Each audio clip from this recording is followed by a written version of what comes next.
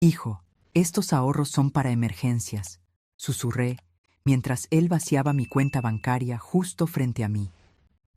Para cuando me di cuenta de que había sido solo la primera de muchas veces, ya era demasiado tarde.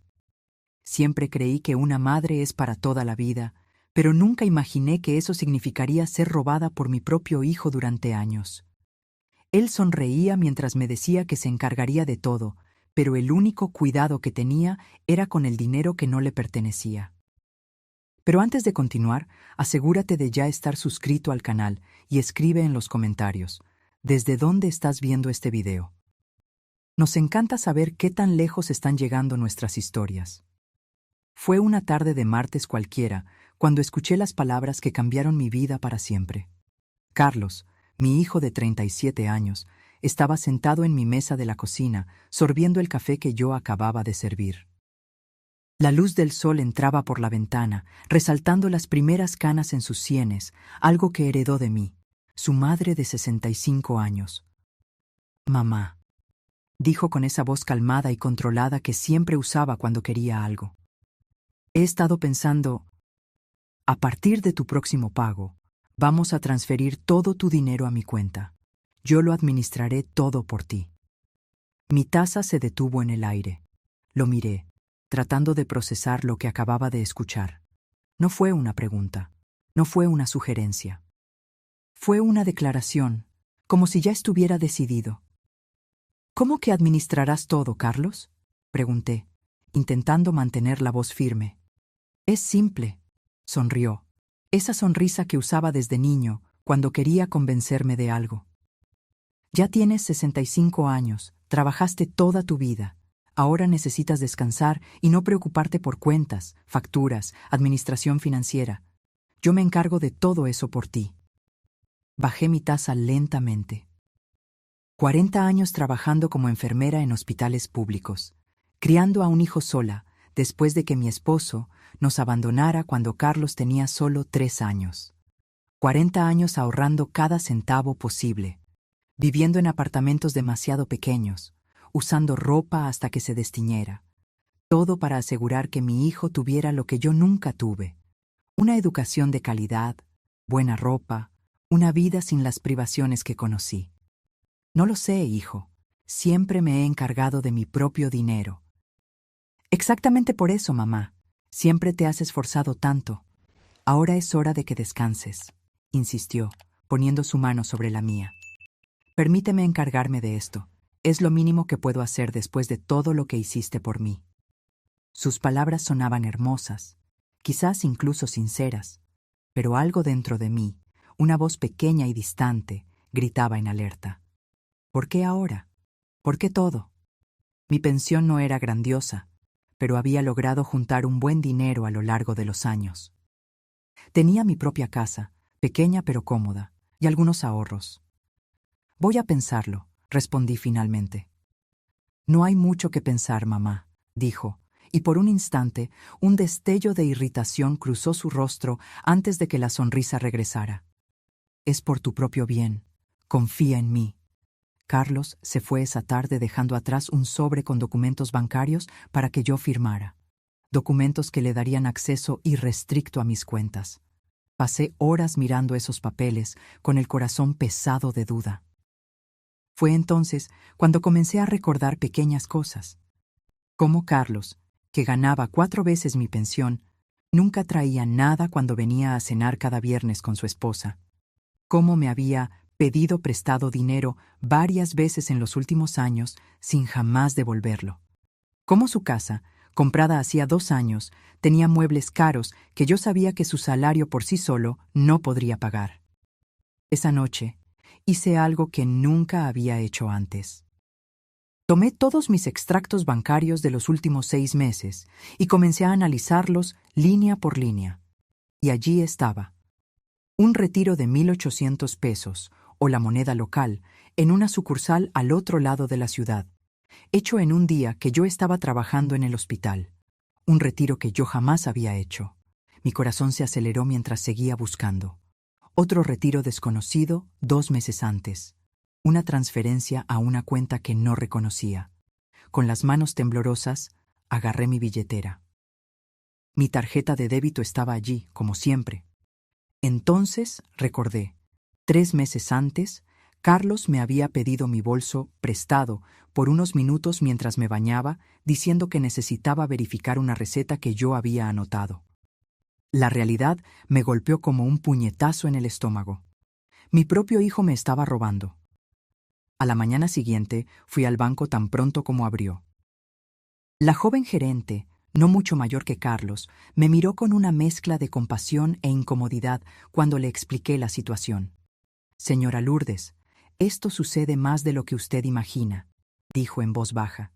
«El fraude familiar es muy común, especialmente contra los adultos mayores».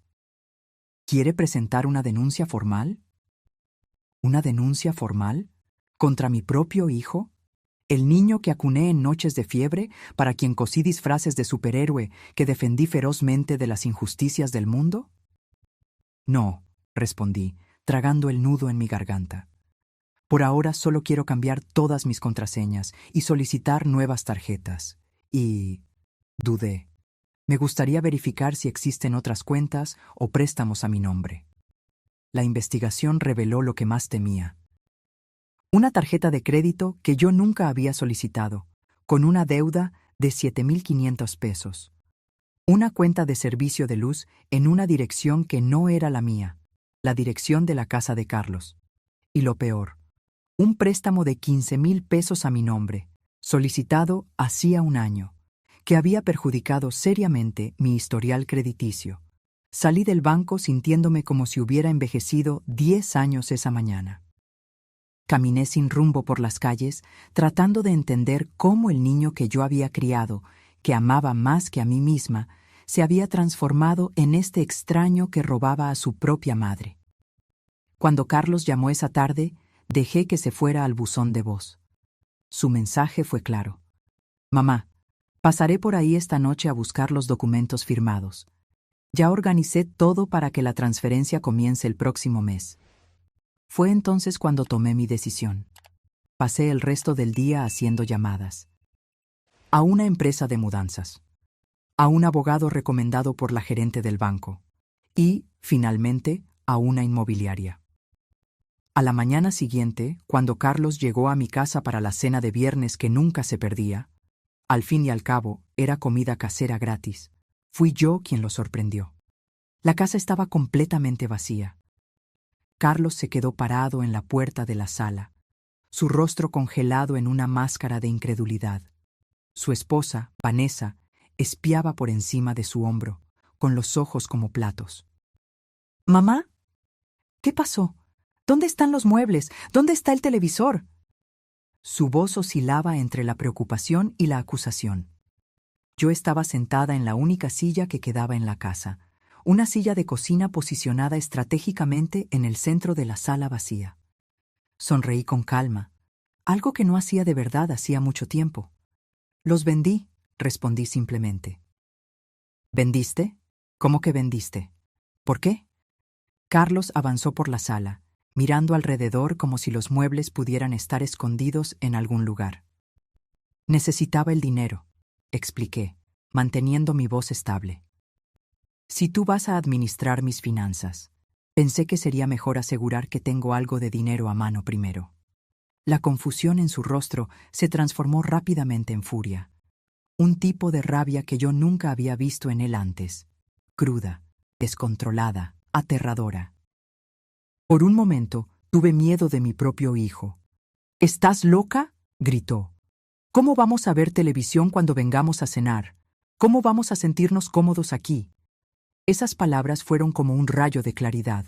«¿Cómo vamos a sentirnos cómodos aquí? No. ¿Cómo te vas a sentir cómoda, mamá?» Era sobre la comodidad de ellos, no la mía. Mi casa, mis pertenencias existían solo para la conveniencia de ellos. Vanessa se acercó, sus tacones golpeando el suelo de madera ahora expuesto. «Elvira, esto es ridículo. Venimos aquí todos los viernes para hacerte compañía, para asegurarnos de que estés bien. ¿Y así es como nos pagas? Egoísta».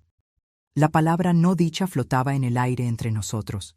Yo, la mujer que había renunciado a tener una vida propia para que Carlos pudiera tenerlo todo.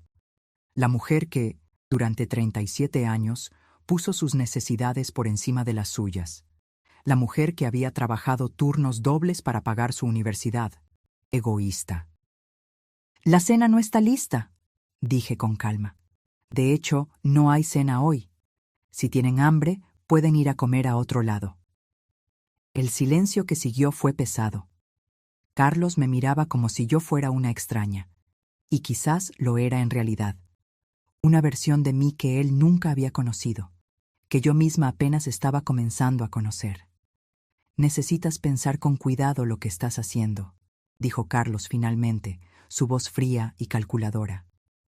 «Una mujer de tu edad, sola, sin una familia que realmente se preocupe por ella, puede terminar muy mal. Yo soy todo lo que tienes, mamá. Deberías recordar eso». La amenaza estaba mal disimulada, pero en lugar de asustarme, solo confirmó lo que yo ya sospechaba. Este ya no era el niño que yo crié. Era un hombre que veía a su propia madre como un recurso a explotar, una conveniencia, una cuenta bancaria. Se fueron dando un portazo. Escuché el coche arrancar con un rugido de motor. Y entonces, finalmente sola, dejé escapar un largo aliento que ni siquiera me di cuenta de que estaba conteniendo. En ese momento de silencio absoluto, en una casa vacía de muebles pero llena de recuerdos, comencé a entender cuán profundamente había sido traicionada. No era solo el dinero, era la confianza, el amor, la relación sagrada entre madre e hijo. A la semana siguiente, Carlos intentó llamarme varias veces. Ignoré todas las llamadas. En su lugar, seguí el consejo del abogado que había consultado. Primero, documenté todo: cada retiro no autorizado, cada cuenta fraudulenta, cada centavo que me había sido quitado sin mi conocimiento. El total me dejó sin aliento: 32,000 pesos a lo largo de 3 años.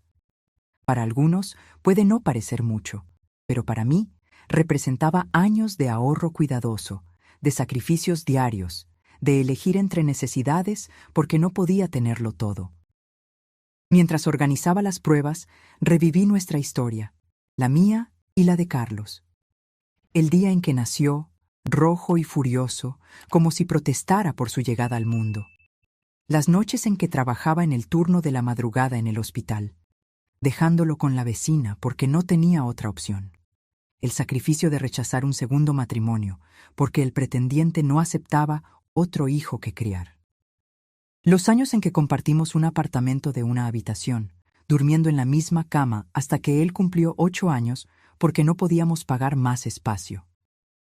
Recordé los tenis caros que imploró en la escuela secundaria, que costaron la mitad de mi salario mensual, pero que compré porque no quería que se sintiera inferior a sus compañeros. De la universidad privada que financié con un préstamo que tardé 10 años en pagar. De los 5 años después de su graduación en que continuó viviendo conmigo, sin contribuir con un centavo, ahorrando mientras yo pagaba por todo. ¿Y cómo recompensó todos esos sacrificios? Robándome cuando comencé a envejecer, tratándome como un restaurante gratuito los viernes, planeando tomar control total de lo poco que yo había logrado guardar. Una semana después de la confrontación, Carlos apareció sin avisar. Estaba más tranquilo esta vez, con esa sonrisa ensayada que usaba cuando quería manipularme. «Mamá, vamos a hablar como adultos», dijo. «Vendiste todos los muebles por impulso. Claramente estás tomando malas decisiones. Esto solo prueba que necesitas mi ayuda». Lo miré. Realmente lo miré, como no lo hacía mucho tiempo. Vi la vanidad en sus ojos, la ropa cara, el reloj de lujo en su muñeca. Vi al hombre en que se había convertido, no gracias a mis sacrificios, sino a pesar de ellos. «Carlos», dije con calma, «sé sobre los retiros, sé sobre la tarjeta de crédito, sé sobre la cuenta de luz, lo sé todo». La sonrisa desapareció instantáneamente de su rostro. «No sé de qué estás hablando», respondió, pero su voz tembló ligeramente. «Tengo todos los documentos. Hablé con un abogado. Lo que hiciste es fraude, Carlos. Es un delito». Se puso pálido. «Tú no me harías esto. Soy tu hijo». «Sí, eres mi hijo, y por ser mi hijo, te daré una opción que tú no me diste. O me devuelves todo el dinero que me quitaste, con intereses, o voy a la policía. Su reacción fue predecible. Primero negación, luego rabia. Finalmente, cuando se dio cuenta de que yo no cedería, amenazas mal disimuladas. Te vas a arrepentir de esto. Nadie te va a creer. Van a pensar que estás senil, confundida. Sonreí, una sonrisa triste. Tengo todos los extractos, Carlos. Tengo grabaciones de mis conversaciones en el banco. Tengo pruebas documentadas de cada centavo que me quitaste. No es mi palabra contra la tuya. Eres tú contra la evidencia. Salió furioso, dando un portazo con tanta fuerza que pensé que lo rompería.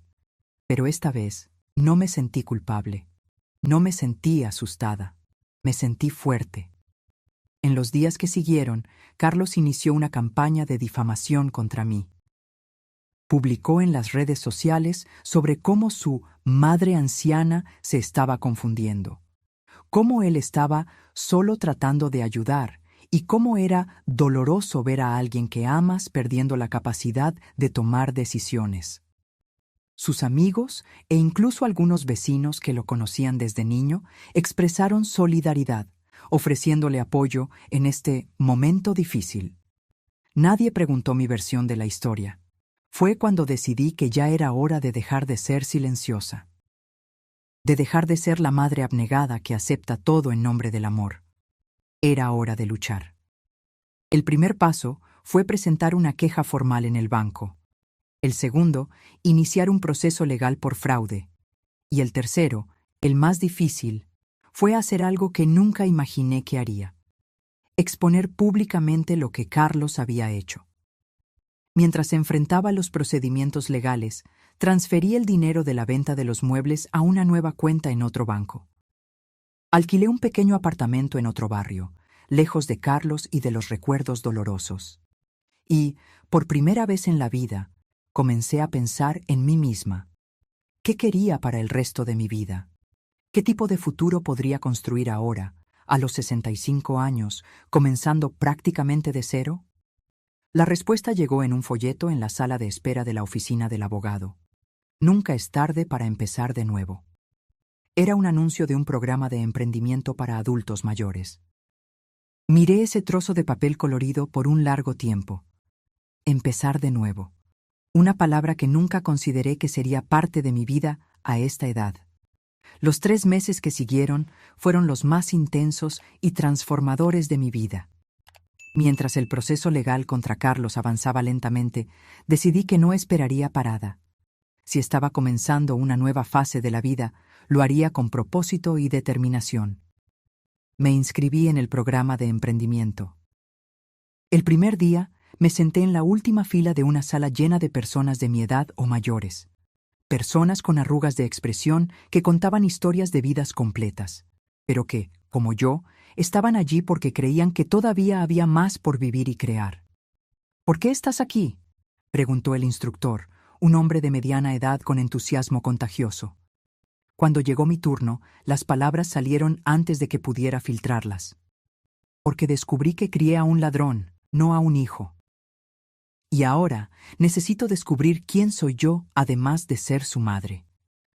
Hubo un momento de silencio impactado, seguido de algo inesperado: aplausos, miradas de comprensión, asentimientos solidarios. En ese instante me di cuenta de que no estaba sola. Muchos allí estaban comenzando de nuevo después de traiciones, pérdidas, decepciones. Durante las clases, redescubrí una pasión que había dejado dormida por décadas. Cuando era joven, antes de que naciera Carlos, me encantaba hacer dulces caseros. Mi abuela, una portuguesa de temperamento fuerte y manos hábiles, me había enseñado recetas tradicionales que perfeccioné a lo largo de los años. Pero cuando la vida se convirtió en una lucha constante por sobrevivir como madre soltera, esa alegría fue sustituida por la necesidad. Con el incentivo de los instructores y compañeros, comencé a hacer dulces nuevamente. Primero, solo para compartir en las clases, luego, aceptando pequeños encargos. Los pasteles de nata, pequeñas tartas de crema portuguesas, trufas de chocolate, los famosos brigadeiros brasileños y flan de coco, los quindins brasileños, que salían de mis manos, eran más que postres, eran declaraciones de independencia. Cada venta, por pequeña que fuera, representaba algo que era completamente mío, algo que Carlos no podía quitarme, porque venía de mis habilidades, de mi creatividad, de mi trabajo. Mientras tanto, el proceso legal revelaba más capas de la traición de Carlos. El abogado descubrió que él había usado mi nombre como aval en un préstamo para reformar su casa, sin mi conocimiento, que había hecho compras en línea con tarjetas registradas a mi nombre, que había, sistemáticamente, abusado de mi confianza de maneras que yo ni siquiera imaginaba posibles.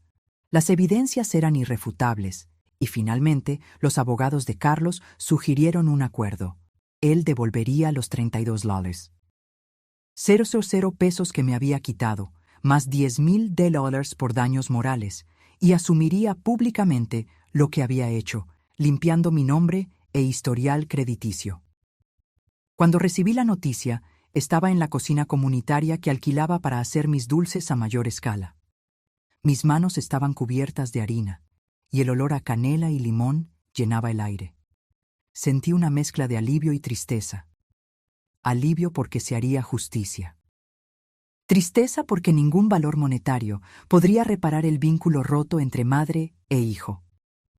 La noche anterior a la firma del acuerdo, recibí una llamada de Carlos. Después de semanas ignorando sus intentos de contacto, decidí contestar. Su voz sonaba diferente, más baja, sin la arrogancia habitual. «Mamá, ¿podemos hablar antes de mañana? ¿Solo nosotros dos?» Dudé. Una parte de mí quería creer que estaba genuinamente arrepentido.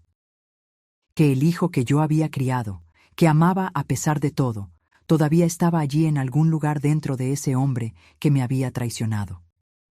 ¿Sobre qué, Carlos? Sobre nosotros, sobre reconstruir. Sé que hice cosas terribles, pero tú eres mi madre. Siempre habrá un nosotros, ¿no es así? Cerré los ojos, sintiendo el peso de esas palabras. Durante casi 4 décadas, nosotros significó que mis necesidades venían después de las suyas, que mis sueños podían esperar, que mi vida existía en función de la suya. No, Carlos, respondí finalmente. Ya no existe un nosotros, existe tú, que necesitas lidiar con las consecuencias de tus elecciones, y existo yo, que finalmente estoy aprendiendo a vivir por mí misma. Comenzó a protestar, a rogar, a manipular como siempre hacía. Pero algo había cambiado en mí. Sus palabras ya no tenían poder sobre mi corazón o mis decisiones. Mañana nos encontramos en la oficina del abogado. Buenas noches, Carlos. Colgué y volví a enrollar mis pasteles de nata. Cada movimiento metódico, estirar la masa, cortar los círculos perfectos, preparar el relleno cremoso, era una afirmación. Cada dulce finalizado era un recordatorio tangible de lo que yo podía crear con mis propias manos. A la mañana siguiente, firmé el acuerdo sin derramar una lágrima. Carlos evitó mi mirada durante toda la reunión, respondiendo solo con monosílabos cuando su abogado le hacía preguntas. Su esposa, Vanessa, no compareció. Cuando todo terminó y los abogados salieron para hacer copias de los documentos, quedamos solos en la sala de reuniones por unos minutos. Un silencio pesado flotaba entre nosotros. ¿Por qué hiciste esto, Carlos?, pregunté finalmente, no con rabia o acusación, sino con genuina curiosidad. Tenías un buen trabajo, una casa bonita, ¿por qué robar a tu propia madre?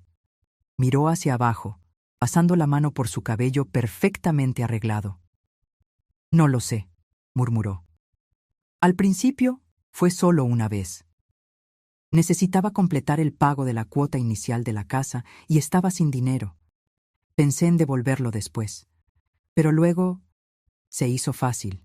Nunca preguntabas, nunca verificabas. La cruel simplicidad de la respuesta me golpeó como una bofetada. Yo nunca preguntaba, nunca verificaba, porque confiaba en él incondicionalmente, porque era mi hijo.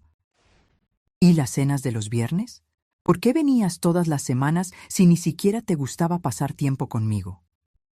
Se encogió de hombros, un gesto indiferente que me dijo todo lo que yo necesitaba saber. Era conveniente. Era gratis. Era un hábito que lo beneficiaba a él, no a mí. Cuando salí de la oficina ese día, con un cheque sustancial y la promesa de que mi nombre sería limpiado, no sentí la victoria que esperaba. Pero sentí algo igualmente poderoso: libertad. Libertad del peso de la desilusión, de la traición, de las falsas esperanzas. En los meses siguientes, mi pequeño negocio de dulces caseros creció más allá de mis expectativas. Comencé vendiendo en ferias locales, luego a cafeterías del barrio. Creé una página en las redes sociales que, sorprendentemente, ganó seguidores rápidamente, principalmente después de que una influencer local probó mis pasteles de nata y los declaró los mejores de la ciudad. Con el dinero del acuerdo y el lucro creciente de los dulces, logré comprar un pequeño apartamento en un barrio tranquilo, cerca del mar. Nada lujoso, pero completamente mío.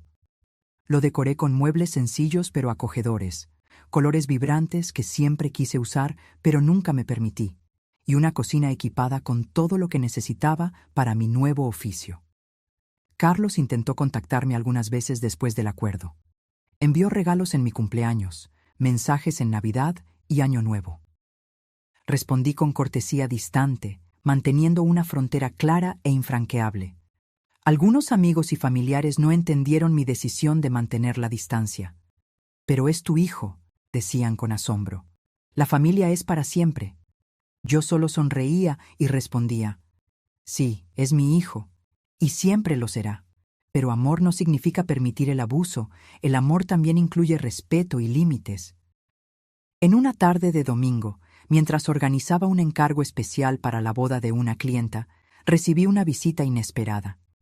Vanessa estaba en mi puerta, sin Carlos, luciendo incómoda y fuera de lugar con su traje elegante en mi edificio sencillo.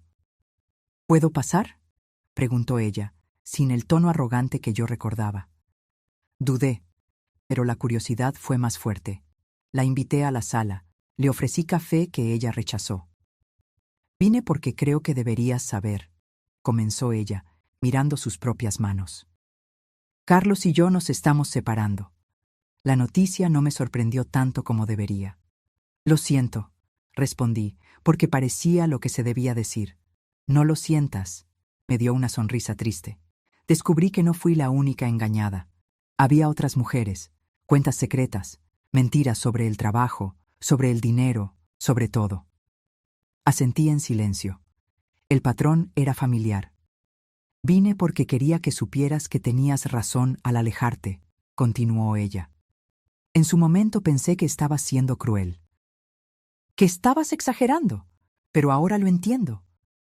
De alguna manera, ese reconocimiento de alguien que había participado en las cenas de los viernes, que me había llamado egoísta, trajo una validación que yo no sabía que necesitaba. «Gracias por decírmelo», dije sinceramente. Antes de irse, Vanessa se detuvo y miró las cajas de dulces preparadas en mi mesón. «Pareces feliz», observó. «Lo estoy», respondí, dándome cuenta de la verdad en las palabras mientras las pronunciaba. No de la manera que imaginé que estaría a los 65 años, pero lo estoy. Después de que ella se fue, volví a mi cocina y continué trabajando en los dulces para la boda.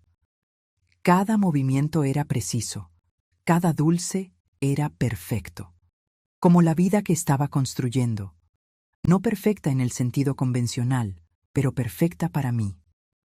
Por la noche, me senté en el pequeño balcón de mi apartamento, escuchando el sonido distante de las olas y saboreando uno de mis pasteles de nata con una taza de té.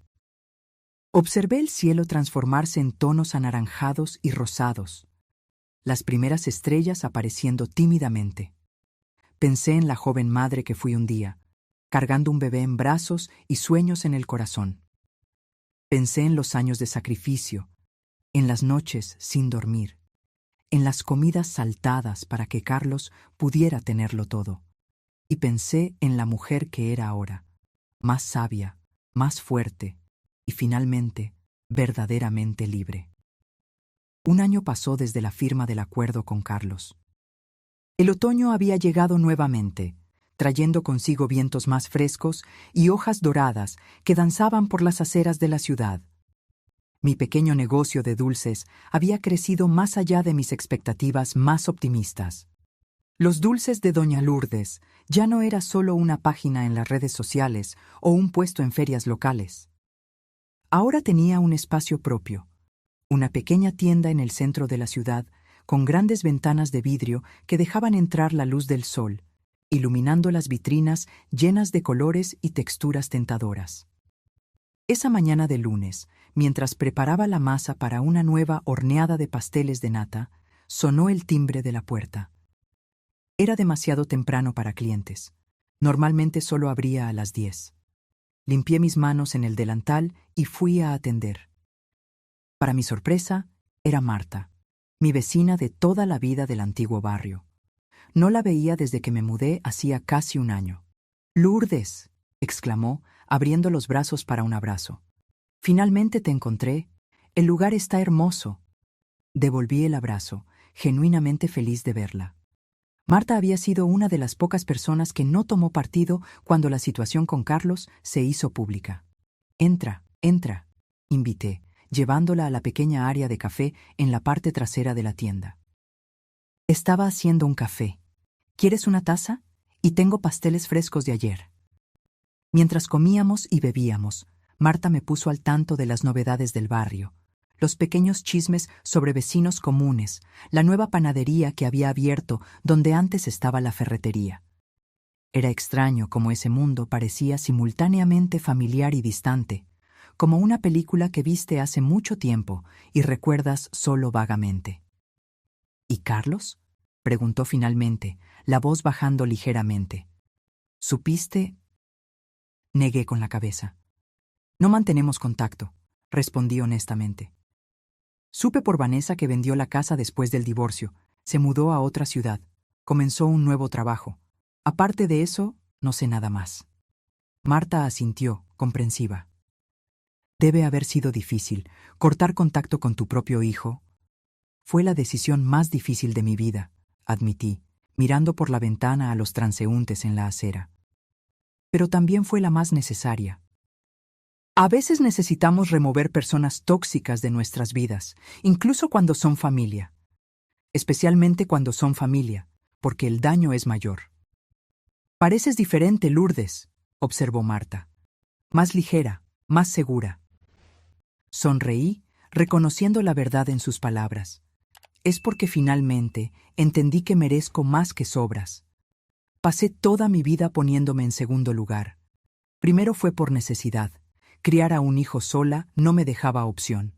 Luego se volvió un hábito, y entonces se convirtió en una trampa. ¿Una trampa? Sí, la trampa de creer que amor significa sacrificio constante, que ser una buena madre significa no tener límites, que envejecer significa aceptar cualquier migaja de atención de los hijos, incluso cuando viene con abuso. Marta tomó un sorbo de café, pensativa. Muchas de nosotras caemos en esa trampa. Yo misma. Fue interrumpida por la campanilla de la puerta.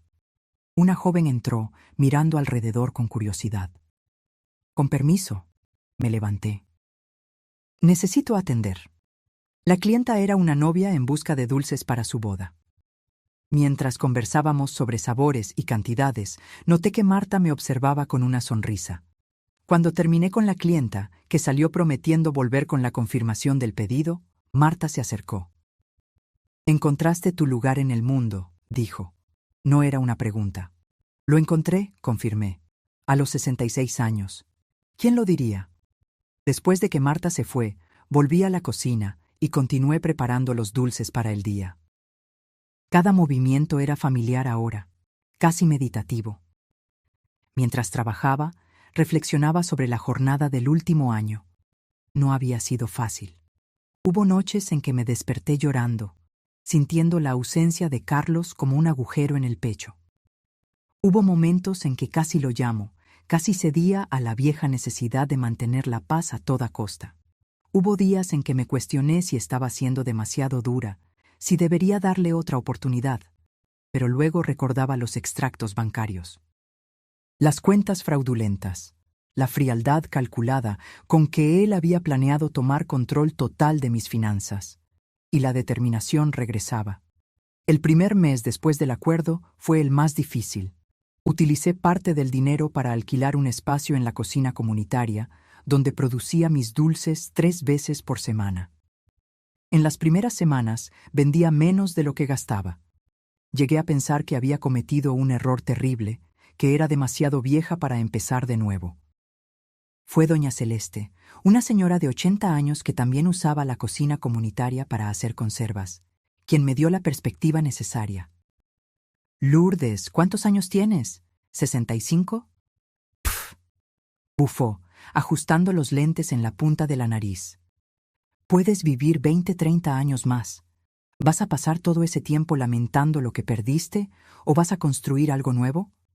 Sus palabras, directas y sin romanticismo, fueron exactamente lo que necesitaba escuchar.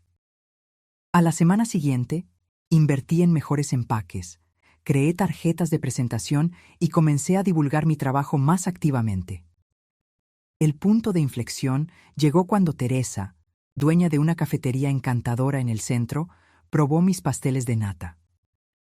Ella no solo hizo un pedido para su tienda, sino que me invitó a participar en un festival gastronómico local. Fue allí donde mis dulces llamaron la atención de más personas, incluyendo a la mencionada influencer local, que los divulgó a sus seguidores. Los encargos comenzaron a llegar. Primero algunos a la semana, luego varios al día. En 6 meses logré alquilar mi propio espacio, esta pequeña tienda que ahora era mi santuario y sustento.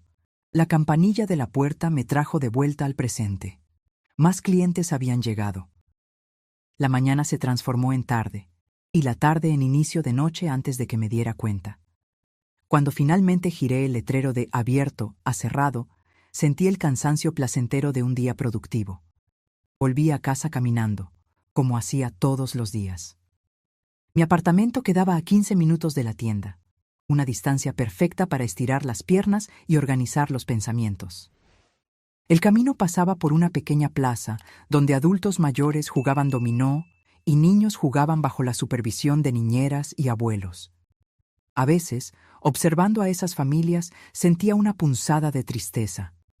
Me preguntaba si algún día tendría nietos, si Carlos formaría su propia familia, si algún día nos reconciliaríamos. Pero luego recordaba que la vida no sigue guiones, que a veces las historias que imaginamos para nosotros mismos necesitan ser reescritas.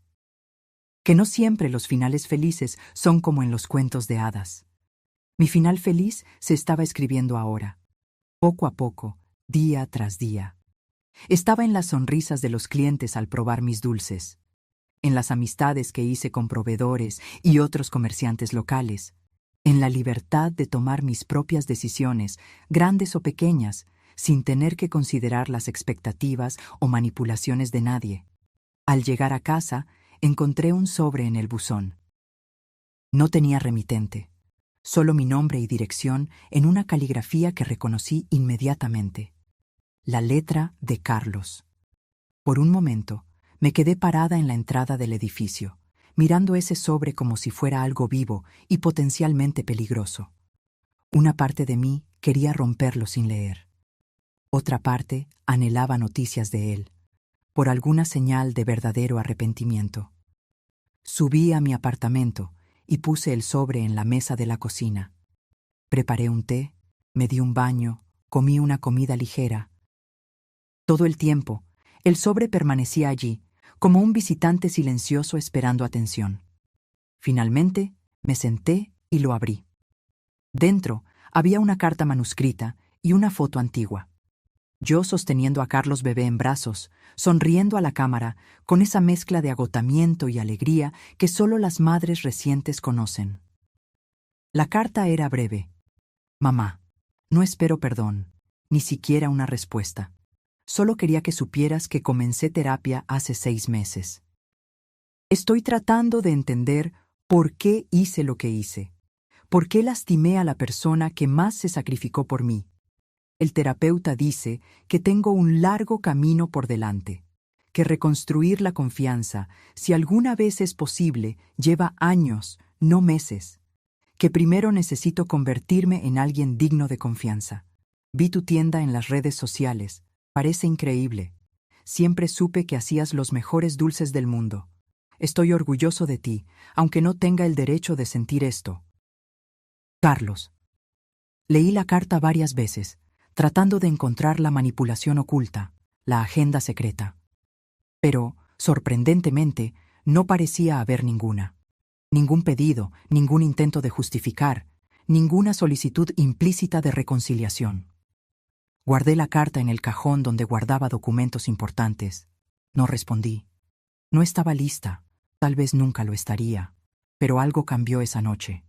Un pequeño nudo de amargura que ni siquiera sabía que cargaba comenzó a deshacerse. No era perdón, no todavía. Era simplemente el reconocimiento de que las personas pueden cambiar, de que el futuro permanece sin escribir, de que la vida continúa sorprendiendo, incluso a los 66 años. En la primavera siguiente, mi pequeño negocio enfrentó un dilema maravilloso. Estaba creciendo demasiado rápido. Ya no podía atender todos los encargos sola, especialmente después de que comencé a proveer a 3 cafeterías y una tienda de delicatessen. Por primera vez en la vida necesitaba contratar ayuda. La idea me ponía nerviosa. Ser jefa nunca había formado parte de mi plan de vida. Como enfermera, siempre fui subordinada a médicos y supervisores.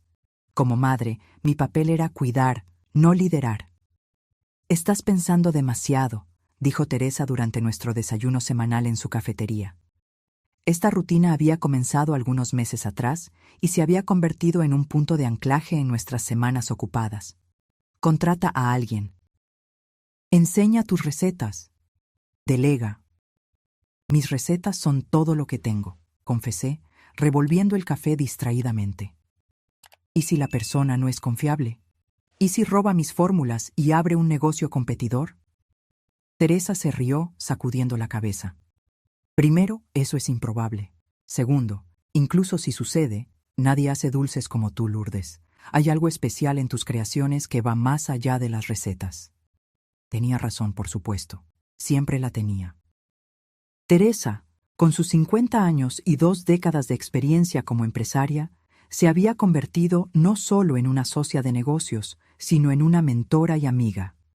Fue ella quien me ayudó a entender contratos, precios, gestión de inventario, aspectos del negocio que yo desconocía completamente. Días después de esa conversación, puse un pequeño anuncio en la vitrina. Se busca asistente de pastelería. Experiencia deseable pero no obligatoria. Pasión por los dulces indispensable. Entrevisté a 5 candidatas. Todas parecían adecuadas, pero algo en Juliana, una joven de 23 años recién graduada en gastronomía, me llamó la atención. Tal vez fue su entusiasmo genuino, la forma en que sus ojos brillaron al probar mis dulces, o la historia que compartió sobre aprender a hacer trufas de chocolate con su abuela cuando tenía 6 años. ¿Por qué quieres trabajar en una tienda pequeña como la mía?, le pregunté. Con tu diploma podrías intentar restaurantes más grandes, hoteles. Justamente por ser pequeña, respondió ella prontamente. Quiero aprender de alguien que pone el corazón en lo que hace. En lugares grandes, seré solo una más en la línea de producción. La contraté ese mismo día. Fue una de las mejores decisiones que he tomado. Juliana trajo más que solo ayuda práctica a la tienda. Trajo nuevas ideas, energía joven, conocimientos técnicos que complementaban mi experiencia intuitiva. Mientras yo dominaba los clásicos, pasteles de nata, flanes de coco, trufas de chocolate, ella sugirió fusiones contemporáneas y presentaciones innovadoras que atrajeron a una clientela más joven. Nuestra sociedad floreció de maneras inesperadas. Yo le enseñaba a ella los secretos de las recetas tradicionales, transmitidos por generaciones en mi familia. Ella me mostraba cómo usar las redes sociales de forma más eficaz, cómo tomar fotos que resaltaran la belleza de los dulces, ¿Cómo crear contenido que enganchara a los seguidores? Doña Lourdes, necesitamos hacer un video de usted preparando pasteles de nata, insistió ella una mañana. A la gente le encanta ver el proceso, especialmente cuando es alguien con su experiencia mostrando técnicas tradicionales. ¿Video? ¿Yo? Nadie quiere ver a una señora de cabello blanco haciendo dulces, protesté, medio riendo, medio en serio. Usted no lo entiende. Juliana sacudió la cabeza. Es exactamente eso lo que la gente quiere ver. Autenticidad, historia, técnica real. Están cansados de influencers perfectas que apenas saben romper un huevo. Reticentemente, permití que filmara. El video, editado con música suave y subtítulos explicativos, superó las 5.000 visualizaciones en 2 días. Los comentarios desbordaban de admiración, preguntas sobre técnicas y, sorprendentemente, historias personales de personas recordando a sus propias abuelas y madres en la cocina. ¿Vio? Juliana sonrió triunfante. Usted no es solo una pastelera. Es una contadora de historias a través de los dulces. Esa idea, que mis dulces eran historias, que cada receta cargaba recuerdos y tradiciones, resonó profundamente conmigo. Comencé a incluir pequeñas tarjetas con los encargos, contando el origen de cada dulce, cómo aprendía a hacerlo, qué recuerdos evocaba. A los clientes les encantó esta dimensión adicional. Muchos volvían no solo por los sabores, sino por las historias, por la conexión con algo auténtico en un mundo cada vez más artificial. 6 meses después de contratar a Juliana, expandimos el negocio. Alquilamos el espacio contiguo a la tienda original y lo transformamos en una pequeña área de café, donde los clientes podían saborear los dulces acompañados de café o té. Contratamos a 2 personas más, un joven para atender las mesas y una señora jubilada que, como yo, había encontrado en la pastelería una segunda carrera. Mi rutina cambió. Ahora, en lugar de hacer todos los dulces sola, supervisaba a un pequeño equipo. En lugar de preocuparme si tendría suficientes clientes, me preocupaba si podríamos atender a todos. En lugar del miedo al fracaso, enfrentaba el desafío del éxito. En una tarde particularmente concurrida, mientras preparábamos un gran encargo para una boda, recibí una visita inesperada. Estaba en la cocina, enseñando a la nueva empleada cómo hacer la crema perfecta para los pasteles de nata, cuando Juliana vino a llamarme. Doña Lourdes, hay un hombre preguntando por usted. Dijo que es su hijo. Mi corazón se detuvo por un instante. Habían pasado casi 2 años desde la confrontación con Carlos. 1 año y medio desde el acuerdo legal. 1 año desde su carta, que nunca respondí. Dile que estoy ocupada. Respondí automáticamente, la vieja cautela resurgiendo. Juliana dudó. Parece nervioso. Dijo que solo quiere 5 minutos. Respiré hondo, tratando de decidir qué hacer. Una parte de mí quería esconderse en la cocina, protegida por las ollas y los empleados. Otra parte, la más fuerte, sabía que no podía huir para siempre. Dile que lo veré en el café en 5 minutos. Usé ese tiempo para recomponerme. Me lavé las manos, me quité el delantal, me arreglé el cabello ahora completamente blanco. Me miré brevemente en el pequeño espejo del baño de los empleados. El rostro que me miraba era el de una mujer mayor.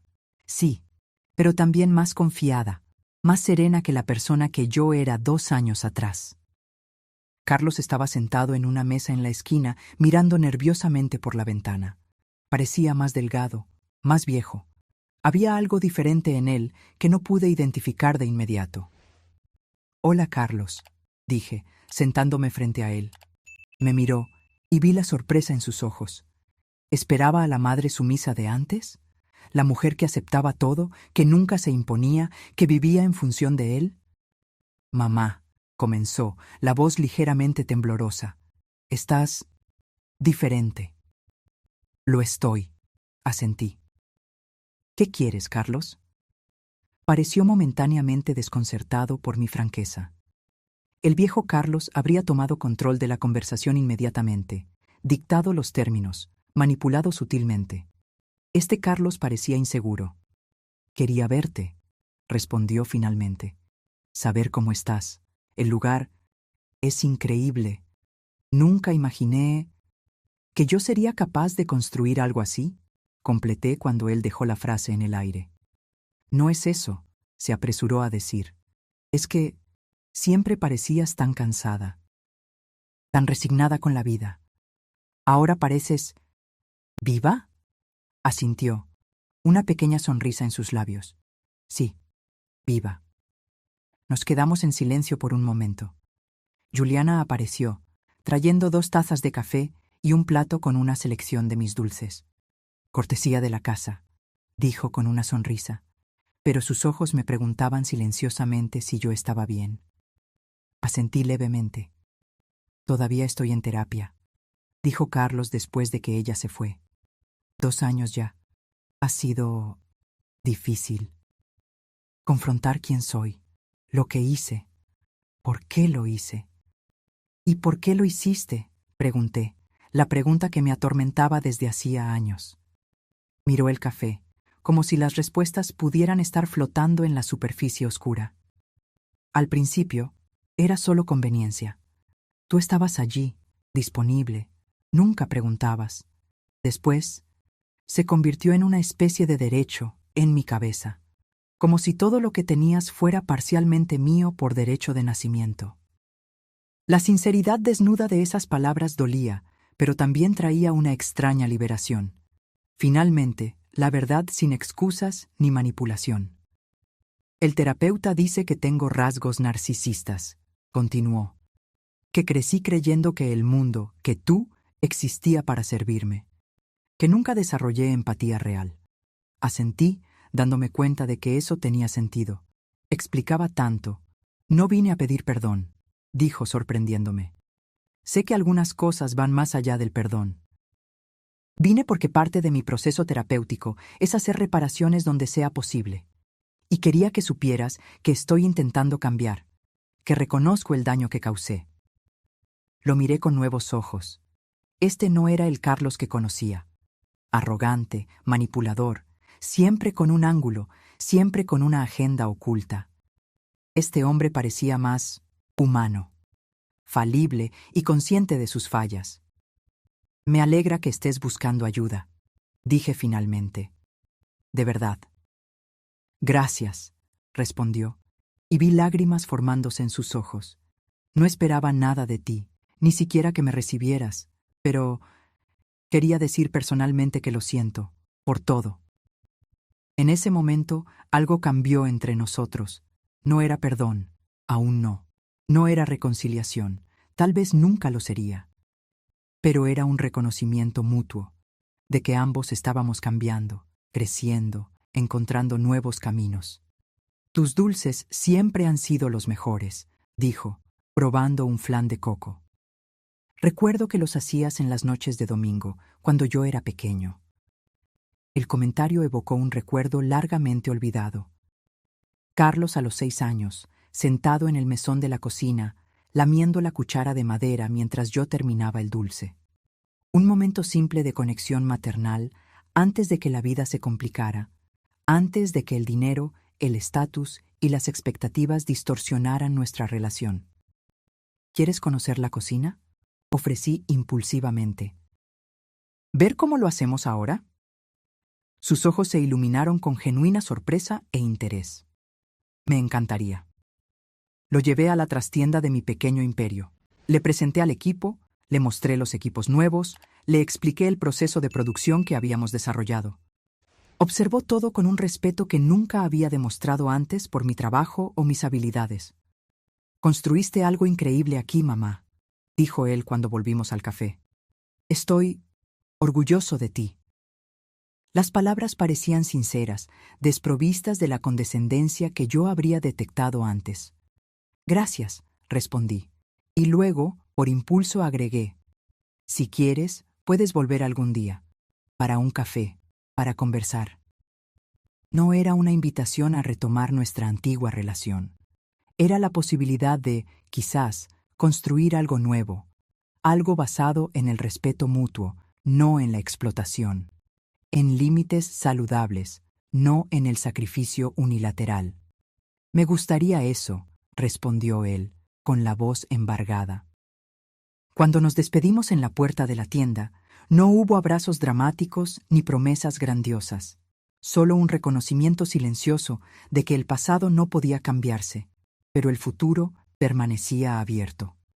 Volví a la cocina, a la masa que esperaba ser enrollada, a las cremas que necesitaban ser batidas, a la vida que había construido de cero, con mis propias manos, a los 66 años de edad.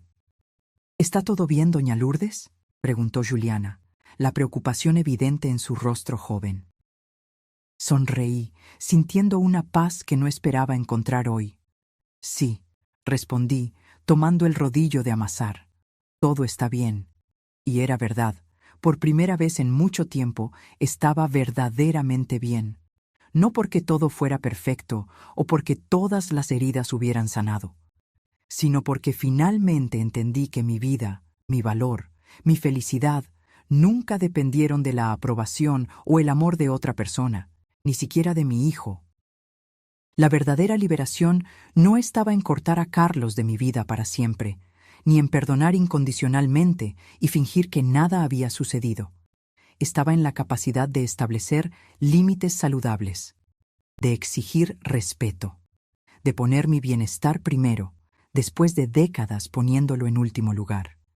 Mientras trabajaba en la masa de los pasteles, sentí un profundo sentimiento de gratitud. Gratitud por la traición que, por dolorosa que fuera, me forzó a despertar. Que me empujó fuera de la zona de confort de la abnegación maternal, hacia una vida donde finalmente me permitía soñar, crear, prosperar. ¿Sabes algo, Juliana?, dije, mirando a mi joven asistente. Creo que es hora de que volvamos a expandirnos.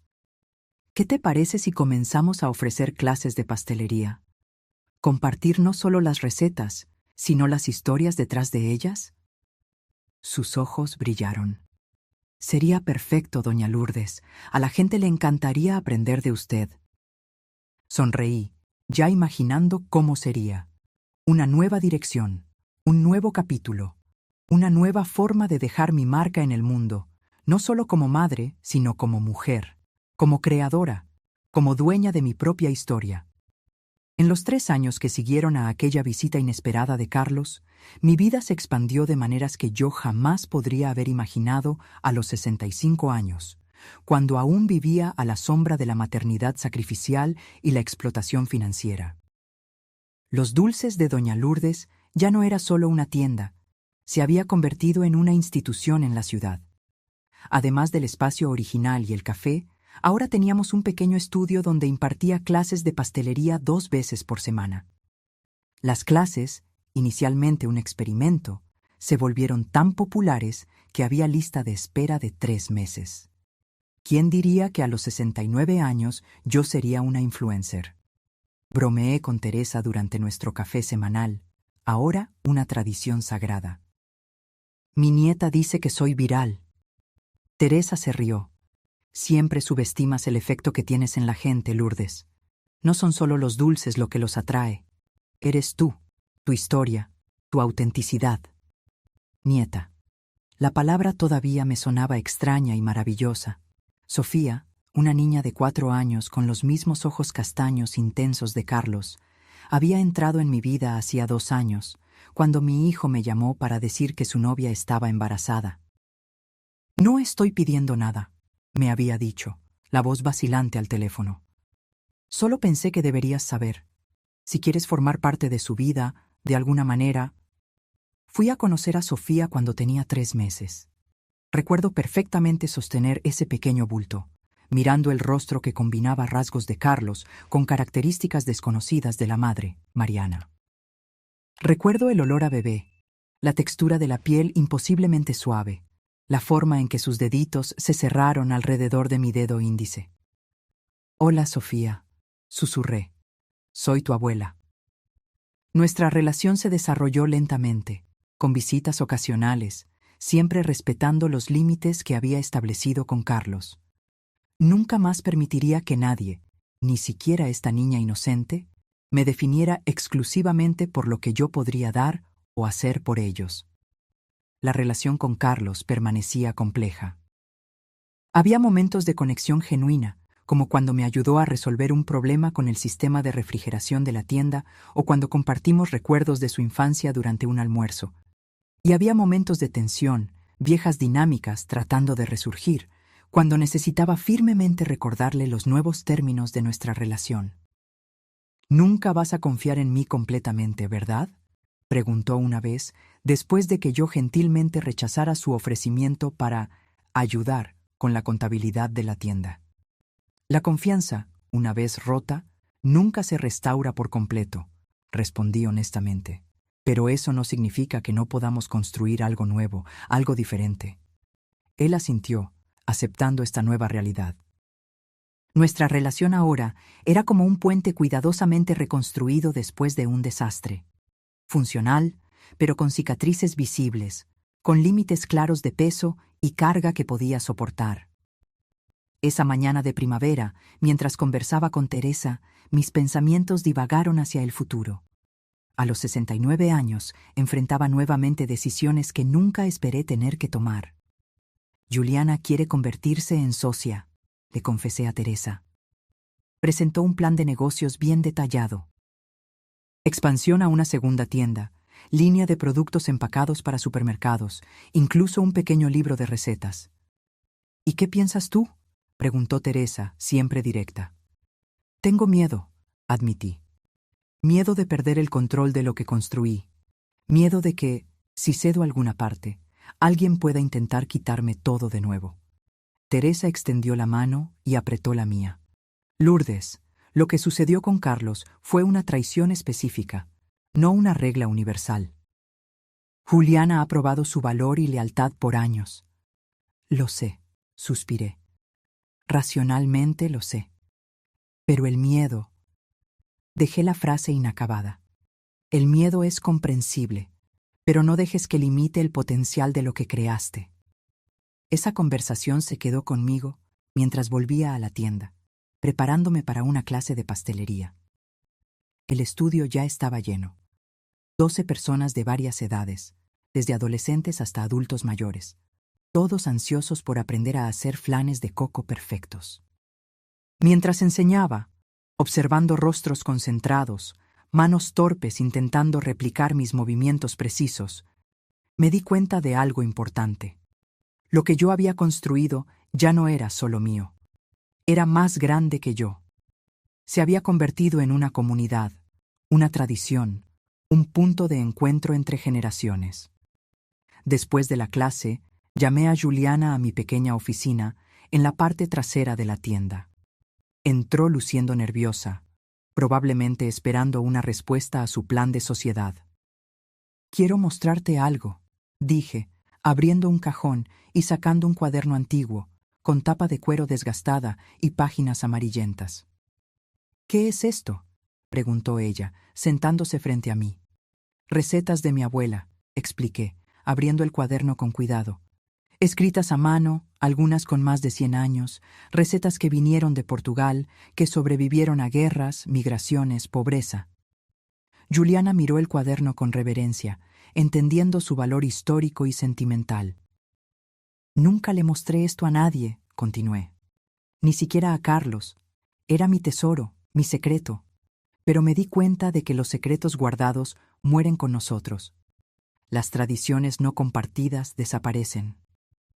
«Doña Lourdes», comenzó ella, pero la interrumpí con un gesto. «Acepto tu propuesta de sociedad, con algunas condiciones. Podemos discutir los detalles después. Pero quiero que entiendas algo. Te estoy confiando no solo un negocio, sino un legado. Estas recetas, estas historias, son parte de quien soy, parte de quien tú también te convertirás si seguimos juntas en este camino». Sus ojos se llenaron de lágrimas. «Prometo honrar esto. Prometo cuidar este legado como si fuera mío». Cuando ella salió de la oficina, me quedé sola con mis pensamientos.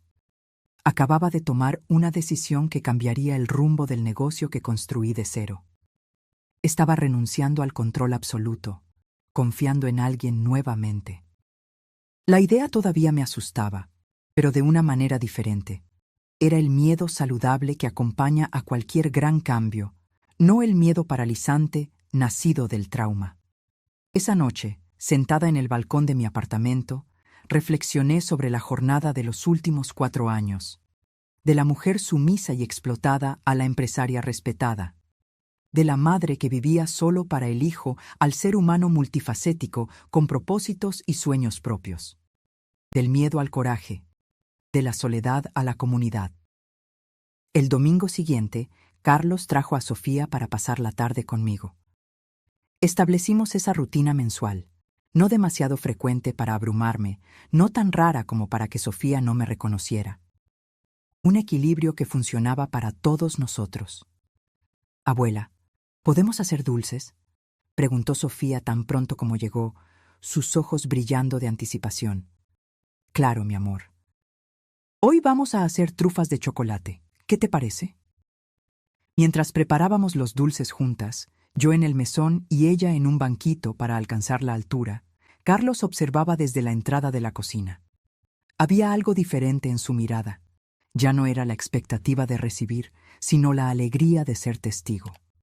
«Ella habla de ti todo el tiempo», comentó él cuando Sofía fue a lavarse las manos.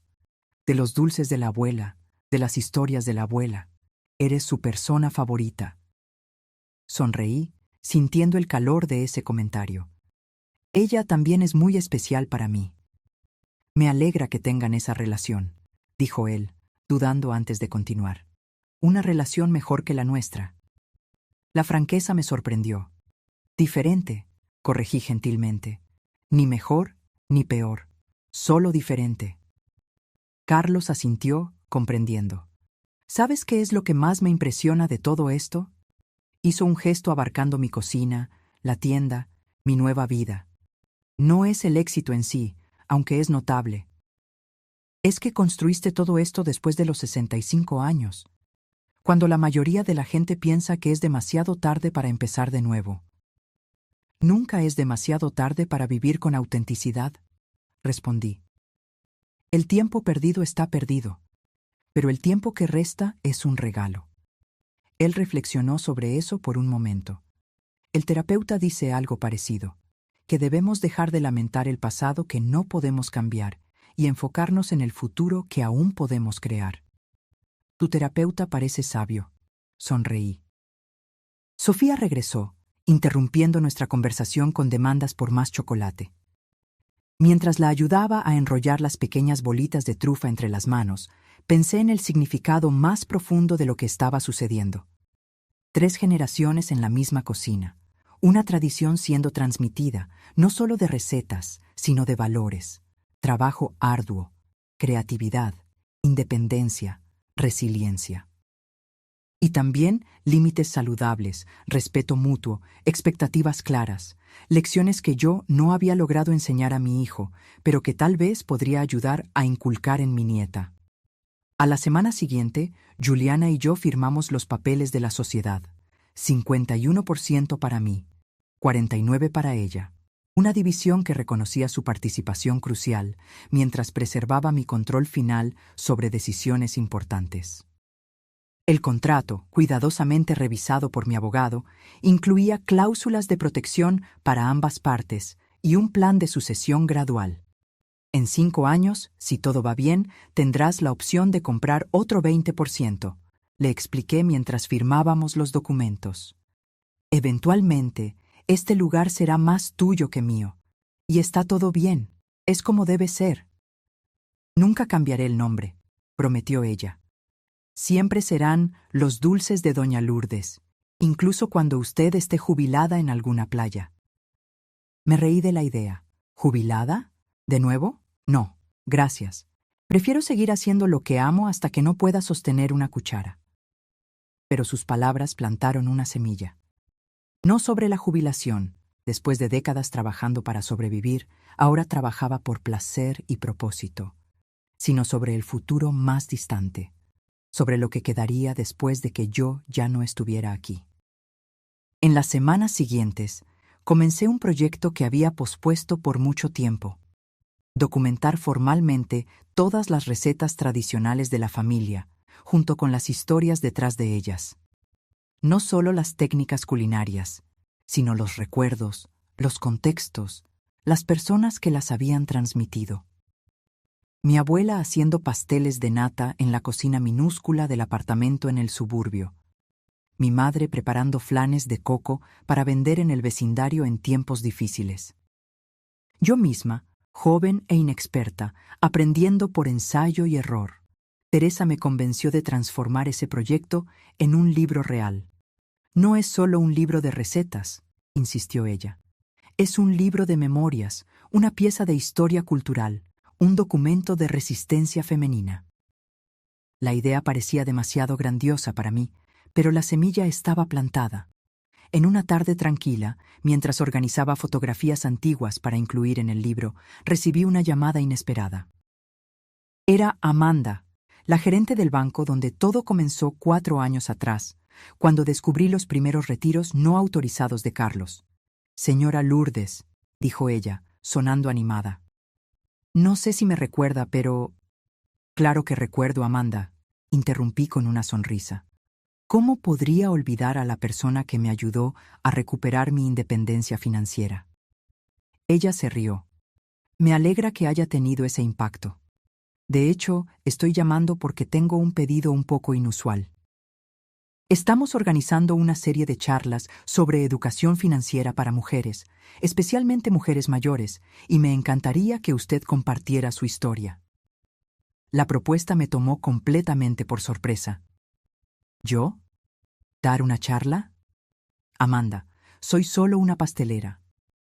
Usted es mucho más que eso, respondió ella firmemente. Es un ejemplo de resiliencia, de coraje, de reinvención. Su historia podría inspirar a otras mujeres que están enfrentando situaciones similares: abuso financiero, explotación por familiares, la sensación de que es demasiado tarde para empezar de nuevo. Me quedé en silencio, considerando sus palabras. Nunca había pensado en mi experiencia personal como algo que pudiera tener valor para otras personas aparte de mí misma. No necesita responder ahora, continuó Amanda. Piense en ello. Sería solo una conversación informal con un grupo pequeño, nada intimidante. Voy a pensarlo, prometí antes de colgar. En los días que siguieron, la idea de compartir mi historia públicamente se quedó conmigo, creciendo en atractivo. Hablé de ello con Juliana, con Teresa, incluso con Carlos, durante una de nuestras conversaciones cautelosas. Deberías hacerlo, dijo Carlos, sorprendiéndome con su apoyo inmediato. Tu historia es poderosa, mamá. Y lamentablemente, lo que sucedió entre nosotros no es tan inusual como debería ser. La sinceridad de ese reconocimiento, el hecho de que no intentó minimizar o justificar sus acciones pasadas, significaba más para mí que cualquier disculpa. Acepté la invitación de Amanda. La primera charla sería para un grupo pequeño, solo 15 mujeres, la mayoría mayores de 60 años. Me preparé meticulosamente, escribiendo notas, organizando pensamientos, tratando de decidir cuánto compartir, cómo encontrar el equilibrio entre la honestidad y la exposición excesiva. La noche anterior a la charla, llamé a Carlos. No sé exactamente por qué, tal vez buscando algún tipo de permiso, alguna confirmación de que estaba haciendo lo correcto al convertir nuestra historia privada en algo público. Voy a hablar sobre lo que sucedió entre nosotros mañana, dije directamente. En un evento en el banco, hubo un breve silencio del otro lado de la línea. Entiendo, respondió él finalmente. Tienes todo el derecho. No voy a usar tu nombre, aclaré. No se trata de exponerte o castigarte, se trata de ayudar a otras personas. Gracias por eso, dijo él, la gratitud evidente en su voz. Pero incluso si usaras mi nombre, solo estarías diciendo la verdad. A veces la verdad duele, pero eso no la hace menos necesaria. Esas palabras me acompañaron a la mañana siguiente, mientras entraba en la pequeña sala de reuniones del banco. 15 mujeres me esperaban, algunas luciendo curiosas, otras cautelosas, todas con sus propias historias no contadas escritas en sus expresiones. Buenas tardes, Comencé, la voz temblorosa inicialmente. Mi nombre es Lourdes. Tengo 69 años, y hace 4 años descubrí que mi hijo me estaba robando sistemáticamente. Las palabras fluyeron más fácilmente después de eso. Conté todo: los retiros no autorizados, la tarjeta de crédito fraudulenta, el intento de tomar control total de mis finanzas. Conté sobre la venta de los muebles, la confrontación, el proceso legal. Y conté sobre el después. El comienzo de nuevo, la tienda de dulces, el redescubrimiento de propósito e identidad. Mientras hablaba, vi lágrimas en los ojos de algunas mujeres, asentimientos de reconocimiento de otras. Me di cuenta de que mi historia, por personal que fuera, era también universal. Muchas allí habían experimentado alguna versión de lo que viví, tal vez no con hijos, sino con esposos, hermanos, yernos. La dinámica era la misma: el abuso de confianza, la explotación disfrazada de cuidado, la lucha por recuperar la autonomía. Al final, una señora en la primera fila levantó la mano. Su rostro estaba marcado por décadas de vida, pero sus ojos brillaban con intensidad. ¿Cómo encontraste el coraje?, preguntó ella. ¿Cómo superaste el miedo a quedarte sola, a perder a tu hijo para siempre? La pregunta me golpeó en el alma. Era exactamente lo que yo misma habría preguntado 4 años antes, si estuviera sentada en esa sala escuchando a otra mujer contar una historia como la mía. El coraje no vino todo de una vez, respondí honestamente. Vino en pequeños pasos. Vino cuando me di cuenta de que ya estaba sola, incluso con mi hijo en mi vida. Que esa relación estaba basada en la explotación, no en el amor verdadero. Hice una pausa, buscando las palabras correctas, y en cuanto al miedo a perder a mi hijo, descubrí que lo que realmente temía perder nunca existió de la forma en que yo imaginaba. El hijo que yo creía tener, el que me amaba incondicionalmente, el que me cuidaría en la vejez, era una ilusión que yo misma había creado. Respiré hondo antes de continuar.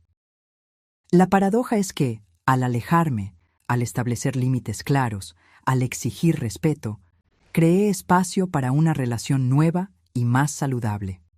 No con el hijo imaginario que nunca existió, sino con el hombre real que él es, con todas sus fallas y posibilidades de crecimiento.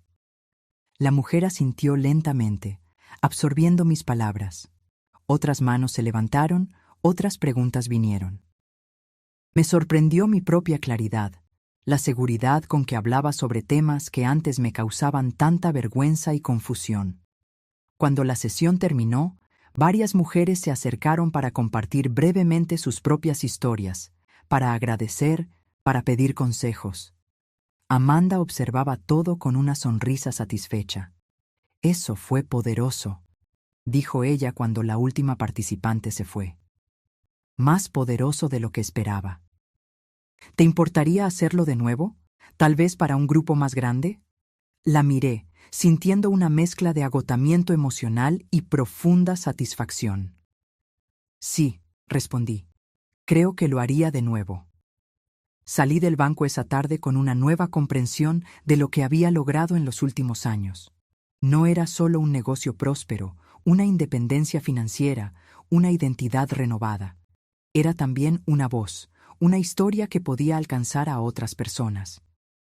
Un legado que iba más allá de recetas y técnicas culinarias. En los meses que siguieron, di más charlas, en bancos, centros comunitarios, asociaciones de jubilados, siempre con el mismo mensaje central: nunca es demasiado tarde para recuperar tu poder, para establecer límites saludables, para empezar de nuevo. El libro, que había comenzado como una simple documentación de recetas familiares, evolucionó a algo más amplio. Una mezcla de memorias, recetas, reflexiones sobre la maternidad, el envejecimiento y el autodescubrimiento tardío. Lecciones dulces, recetas para empezar de nuevo. Fue publicado en mi 70º cumpleaños, un regalo que me di a mí misma. El día del lanzamiento, una pequeña librería local organizó un evento. No esperaba mucho, tal vez algunos clientes fieles de la tienda, algunos amigos, Juliana y el equipo. Me quedé atónita al encontrar la librería completamente llena, con personas incluso esperando en la acera. Entre la multitud vi rostros familiares y desconocidos. Teresa estaba allí, por supuesto, junto con otros comerciantes locales que se habían convertido en amigos. Juliana y los empleados de la tienda, todos usando camisetas con el logo de los dulces de Doña Lourdes. Mujeres que habían asistido a mis charlas, algunas trayendo amigas o familiares. Y allí al fondo, casi escondido, Carlos. A su lado, Mariana sostenía a Sofía de la mano. Mi hijo no había confirmado su presencia, y su aparición inesperada me conmovió más de lo que quería admitir. Cuando llegó mi turno de hablar, miré esa sala llena de personas que, de alguna manera, se habían convertido en parte de mi historia. Personas que me ayudaron a reconstruir, que presenciaron mi transformación, que creyeron en mí cuando yo misma dudaba. A los 65 años, comencé, pensé que mi vida estaba prácticamente terminada, que mi único papel restante era ser una madre cada vez más invisible, una anciana cada vez más prescindible. Estaba equivocada. Pasé los dedos por la tapa del libro, sintiendo la textura bajo mi piel arrugada, manos que ahora contaban historias de trabajo, creación, amor y dolor. Este libro no es solo sobre dulces, aunque son deliciosos, continué, provocando risas en la audiencia. Es sobre transformar la amargura en dulzura, sobre reclamar ingredientes de la vida que nos fueron quitados y crear algo nuevo, algo totalmente nuestro. Mis ojos se encontraron brevemente con los de Carlos. No había acusación en mi mirada, ni culpa en la suya, solo reconocimiento mutuo de una jornada compartida, aunque hayamos caminado por lados opuestos del camino durante mucho tiempo. A veces, las lecciones más importantes llegan tarde en la vida, continué. Y a veces, las mayores traiciones pueden llevar a las más profundas liberaciones. No estoy agradecida por el dolor, pero estoy agradecida por el crecimiento que vino después de él. Sofía asintió entusiastamente desde el fondo de la sala, completamente ajena al contexto más profundo de mis palabras, solo feliz de ver a su abuela siendo celebrada. Asentí de vuelta, sonriendo. Este libro es un legado, concluí. No solo para mi nieta o para futuras generaciones de mi familia, sino para cualquier persona que crea que es demasiado tarde para cambiar, para crecer, para florecer. Nunca es demasiado tarde para descubrir quién eres realmente, más allá de los roles que desempeñaste para otros. Cuando terminé de hablar, la sala estalló en aplausos. Las personas hicieron fila para que yo autografiara sus ejemplares del libro. Cada persona tenía una palabra amable, una historia personal que compartir, una conexión que establecer. Carlos esperó hasta que la fila disminuyó para acercarse, Sofía saltando a su lado. «Fue hermoso, mamá», dijo simplemente. «Estoy orgulloso de ti, de verdad». Las palabras podrían haber sonado como las antiguas manipulaciones, pero no sonaron. Había una sinceridad en su voz que no podía ser falsificada. «Gracias por venir», respondí. «Significa mucho para mí». Sofía saltó a mi regazo, pidiendo su propio libro autografiado. «Este es especial», le dije, escribiendo una dedicatoria personalizada, «para cuando seas mayor y quieras conocer mejor a tu abuela». Más tarde esa noche, después de que todos se hubieran ido, me quedé sola en la librería con el propietario, ayudando a organizar las sillas. Comentó cómo el evento había sido un éxito, cómo raramente veía a tantas personas emocionalmente involucradas en un lanzamiento. «Tocaste algo profundo en la gente», observó él. «Algo más allá de la comida o las historias familiares». Asentí, comprendiendo lo que él quería decir. Había tocado la universalidad de la lucha humana por la dignidad, por el respeto, por la autodeterminación, en la posibilidad de empezar de nuevo, sin importar la edad o las circunstancias. Al caminar a casa esa noche, bajo el cielo estrellado de la ciudad que se había vuelto verdaderamente mía, reflexioné sobre la jornada de los últimos años. de la mujer que permitió ser explotada a la mujer que ahora inspiraba a otras a liberarse, de la madre que vivía solo a través del hijo al ser humano complejo y multifacético en que me había convertido. A los 70 años, mi vida no estaba terminando, como una vez temí. Estaba floreciendo de maneras que nunca imaginé posibles. El camino no había sido fácil. El dolor de la traición, la lucha por reconstruir, las relaciones complicadas que permanecían en constante negociación, nada de eso podía ser romantizado o simplificado. Pero había belleza en esa complejidad, había sabiduría en la cicatriz, había dulzura incluso en la más amarga de las lecciones. Al llegar a casa, puse mi ejemplar personal del libro en la estantería junto a mi cama. Al lado, una foto reciente. Yo, Sofía y Carlos en la cocina de la tienda, todos con delantales y rostros sonrientes manchados de chocolate. Una nueva memoria siendo construida, un nuevo capítulo siendo escrito. No era un final feliz perfecto, como en los cuentos de hadas. Era algo más real, más valioso, un continuo comenzar de nuevo, una constante reinvención. Un legado no solo de dulces, sino de dignidad, coraje y la implacable determinación de vivir plenamente, en mis propios términos, hasta el último momento. Ahora, si te gustó esta historia, haz clic en suscribirte y dime en los comentarios, ¿qué parte te dejó boquiabierto? Y no olvides hacerte miembro para tener acceso a videos exclusivos que no publico aquí. Te espero allí.